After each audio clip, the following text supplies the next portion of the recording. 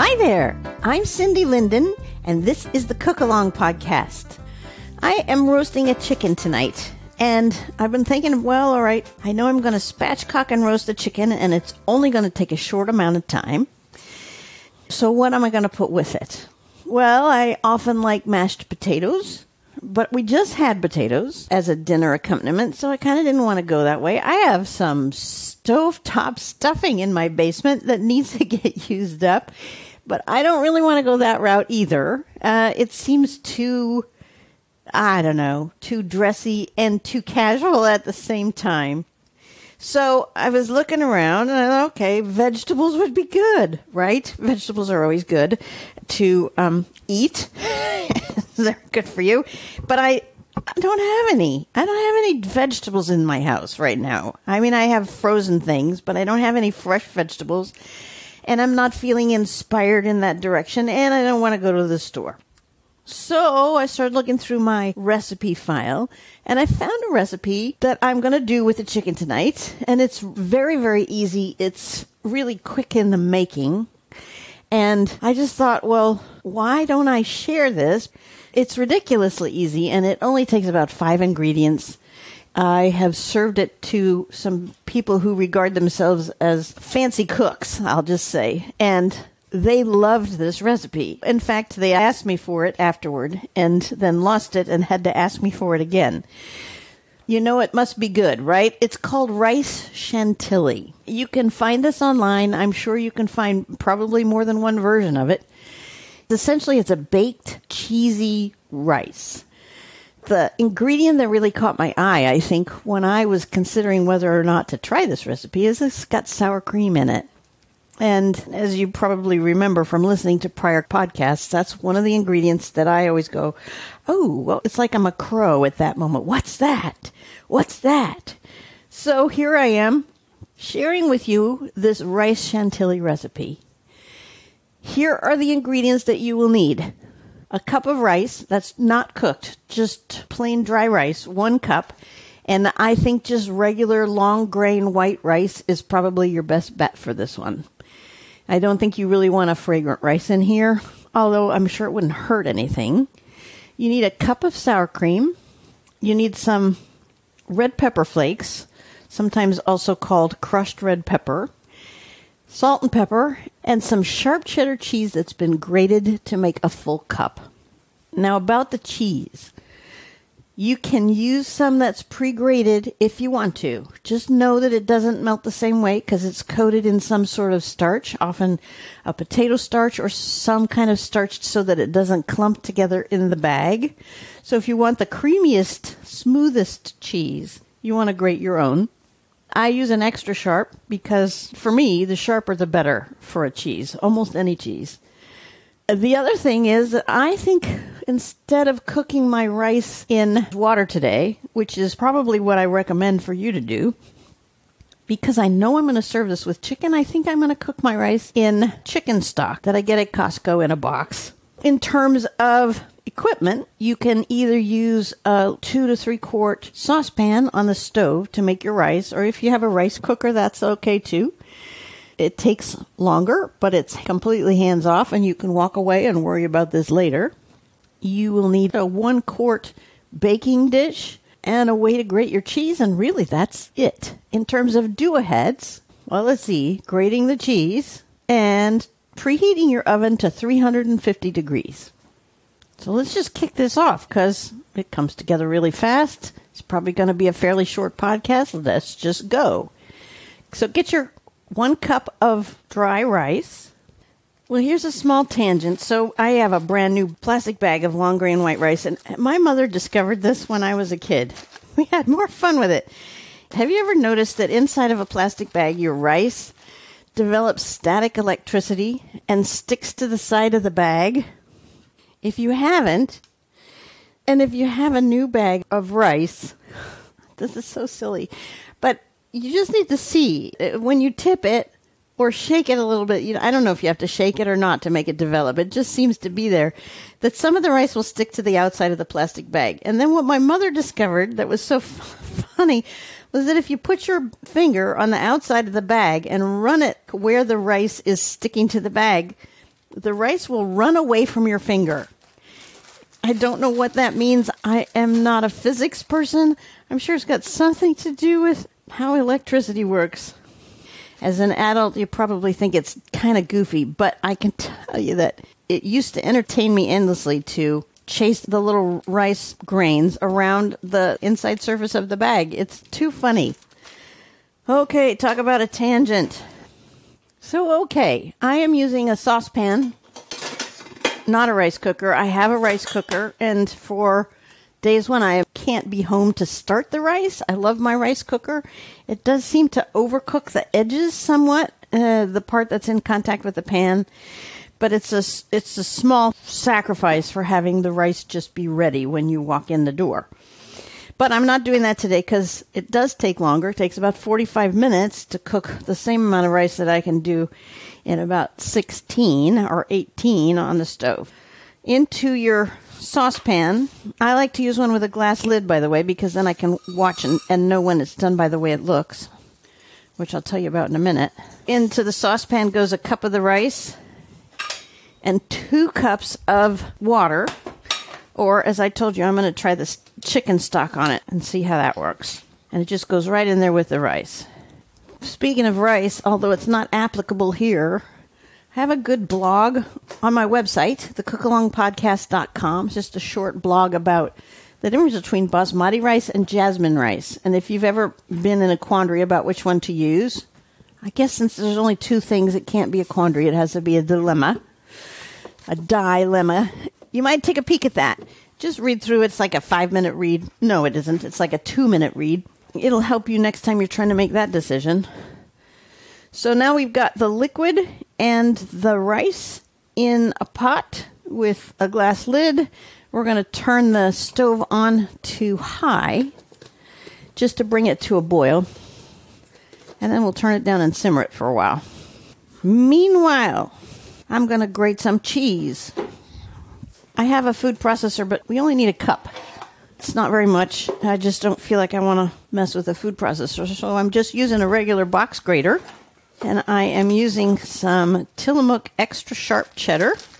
And I have a block here that's maybe 3/4 of an inch thick. And then it's a 2x2 inch square. And I'll bet you that's my cup right there. It doesn't have to be small. I'm using the large slots on the grater. And I am grating it over this fun little cutting board thing I have. It's weird to call it a cutting board because it's just a thin sheet of plastic that's made to use as a cutting board. And the cool thing about them really is that you can sort of curl them up to pour stuff off of them, rather than have to scrape something off of a hard, flat surface. You just curve them up and make a little tunnel out of it. I think I'm completely wrong about how much grated cheese this is going to make. Oh, that's totally a cup right there, and I've only used about just over half of it, maybe. Do I want more cheese than that? I always want more cheese than that. Does it make sense? Probably not. Just a few more grates. My family has a saying, there's no such thing as too much cheese. So at this point, I probably have... Well, if I packed it down really hard, it'd only be a cup. Okay, but it's probably a cup and an eighth to a cup and a quarter. And we're going to just work with that. The rice is starting to heat up a little bit. It's just starting to crack a simmer. And we want to get it to at least a boil. It doesn't have to be a full boil, but where it's actually cracking bubbles over the top of the surface. And then we'll reduce the heat and simmer it. My rice is boiling now, so once it's boiling, you're going to turn it down. So I started it on high, and we're going to turn it down to medium-low, put a lid on it, and keep an eye for a minute, because mine, at least, I got to boiling a little too hard, and it's going to boil over if I don't watch it. But you want to just let it simmer for 16 to 18 minutes, and the reason I told you that the glass lid is cool is because you can watch. When you don't see any bubbles of liquid popping up through the rice anymore, you know that the rice is done and ready to go. So you can go away now. Once your cheese is shredded and your rice is set to simmering, you can go away and come back to me when your rice is ready, which actually is only going to take a few minutes.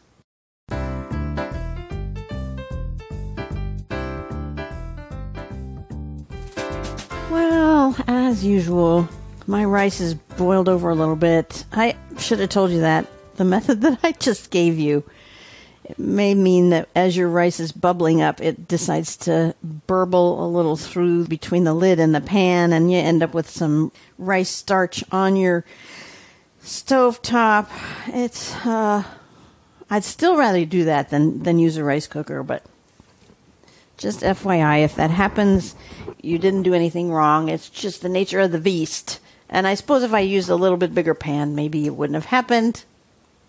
But I always use the same pan because it has the glass lid, and because we develop these habits where a certain pan is used for a certain thing, and that's just the pan, it's my rice pan.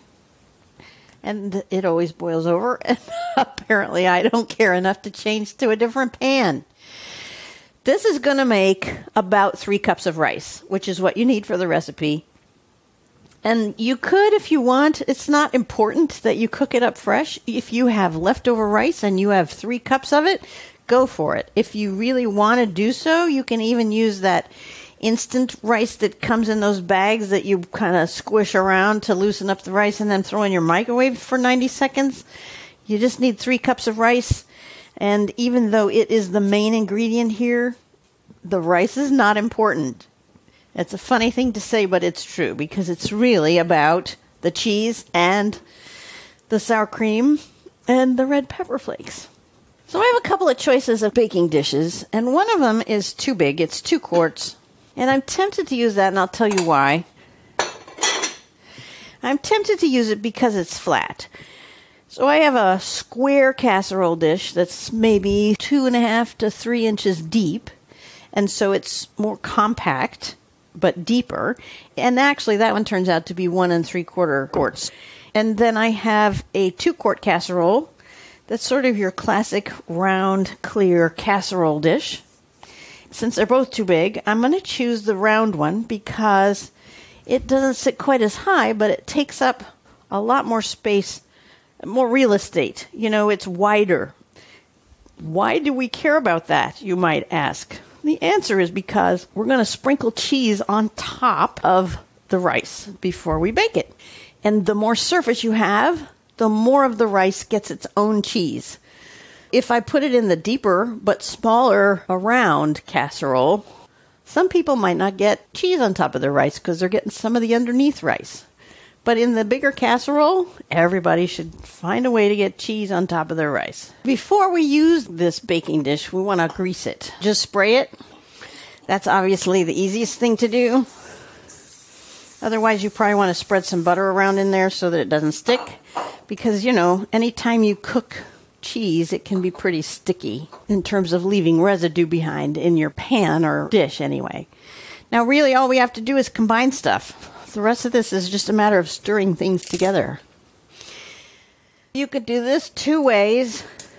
You could put it all in a bowl and mix it up and then scoop it into your casserole dish. That would make it much prettier and cleaner. I'm not going to work that hard. I'm just going to mix it in the dish I'm going to cook it in. So you can take your rice now, your cooked rice, and dump it into your casserole or whatever bowl you're going to use, actually, I should say. No, you know what? I'm measuring out my sour cream first because I'm going to use the same tool and not dirty a second tool.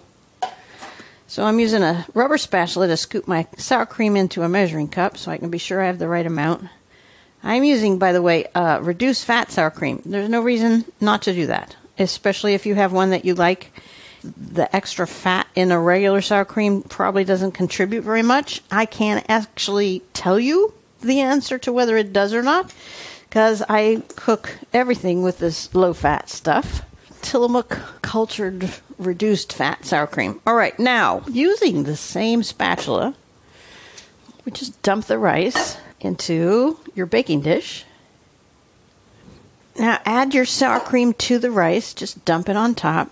We don't need to stir it in yet. Let's get everything in here first.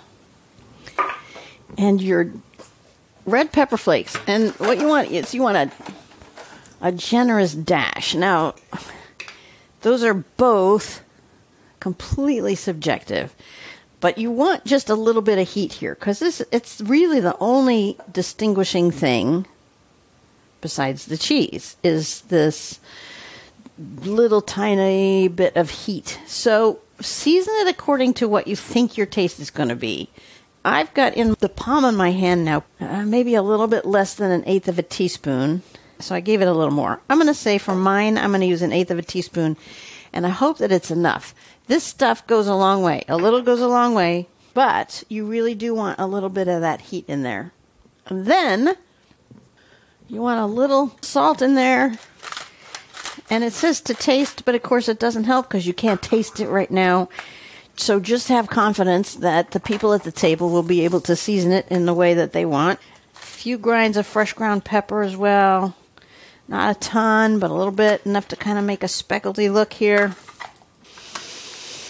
And half the cheese, okay? Only half. Whatever pile you developed, half of it's going into the bowl, the casserole, and then we just stir that all together. The sourness of the sour cream, yeah, I'll bet you that's the main flavor. And then the red pepper provides the punch, which is a very friendly punch. A warm punch. No, that sounds like a beverage. Never mind. Stir it all together, and then, as I already foreshadowed, smooth out of the top of the rice a little bit. And take the rest of the cheese. Here's where I'm going to pick my cutting thing up and sprinkle the rest of the cheese over the top as evenly as you can. And that is all the prep there is for this recipe.